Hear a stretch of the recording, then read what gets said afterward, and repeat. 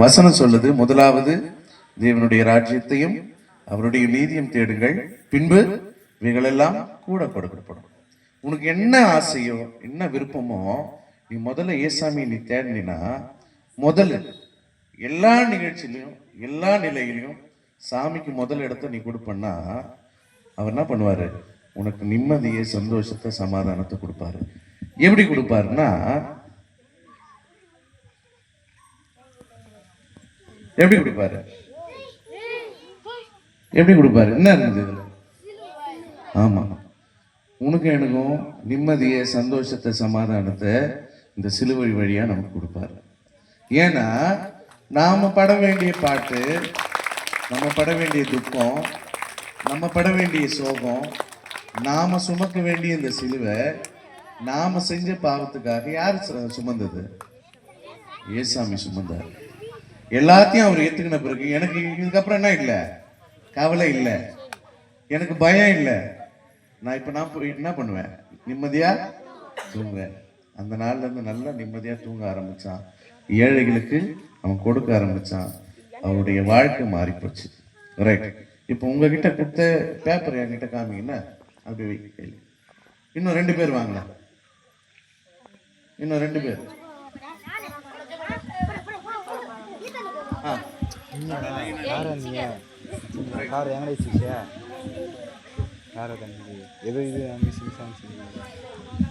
அது கொடுத்துருமே. இதுல என்ன இருக்கு? என்ன லெட்டர் இருக்கு?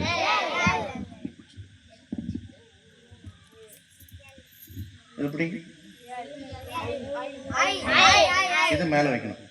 ரைட், அப்படியே வச்சு பக்கத்துல அது கூட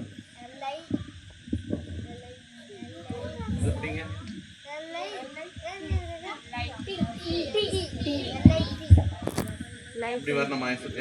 உங்களுக்கு இப்படிதான் தெரியுமா? இப்படி இருந்தா எஃபா, இப்படி இருந்தா எஃபா. உங்களுக்கு இப்படி இருந்தாவா? ஓகே. Life life life.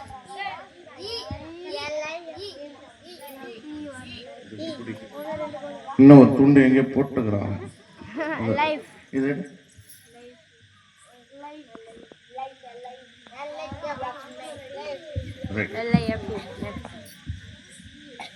இந்த நடுவில் வச்சுட்டு என்ன வேர்டு இருக்கு? லைஃப். ஆண்டவர் ஒரு புதிய வாழ்க்கையை அந்த மனுஷனுக்கு கொடுத்தாரு. என்ன கொடுத்தாரு? புதிய வாழ்க்கையை அந்த மனுஷனுக்கு. முன்னாடி எப்படி இருந்தான்? நிம்மதி இல்லாம, தூக்கம் இல்லாம, சமாதானம் இல்லாம, நிறைய காசோட எப்படி இருந்தான் அந்த மனுஷன் தான்.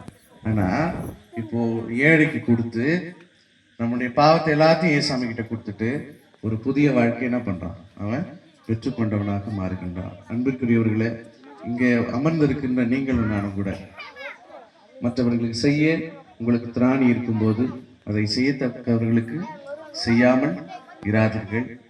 மற்றவர்களுக்கு கொடுங்கள், அப்பொழுது உங்களுக்கு கொடுக்கப்படும்.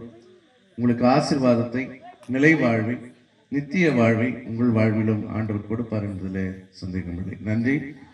இதற்கு உதவியா இருந்த 4 பேருக்கும் என்னுடைய மனமார்ந்த நன்றி. உட்காருங்க. தேங்க்யூ.